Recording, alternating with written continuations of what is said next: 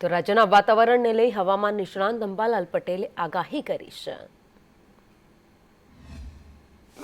છેલ્લા ઘણા સમયથી રાજ્યના વાતાવરણમાં ફેરફાર જોવા મળી રહ્યો છે, ત્યારે હવામાન નિષ્ણાત અંબાલાલ પટેલે આગાહી કરી છે કે અરબ સાગર, બંગાળના ઉપસાગરમાં ભેજથી વાદળો છવાયા છે।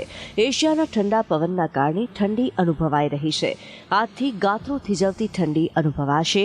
એટલું જ નહીં, નવા વર્ષની શરૂઆતમાં જ માવઠાની આગાહી કરી છે। 1 થી 5 જાન્યુઆરી સુધી રાજ્યમાં વરસાદ વરસી શકે છે। 25 ડિસેમ્બર પછી ઠંડીની શક્યતા વધુ રહેશે અને ગાત્રો સુધીની ઠંડી પડશે। 29મી ડિસેમ્બર ઠંડીનો ચમકારો આવશે। 10-11 જાન્યુઆરી ઠંડીનો ચમકારો આવશે। 24મી જાન્યુઆરી ઠંડીનો ચમકારો આવશે। એટલે જાન્યુઆરી માસ આપણે ઠંડો રહેશે। આ ડિસેમ્બરના અંતમાં અરબી સમુદ્ર અને બંગાળ ઉપસાગર બંનેમાં સિસ્ટમ બનવાની શક્યતા રહેશે।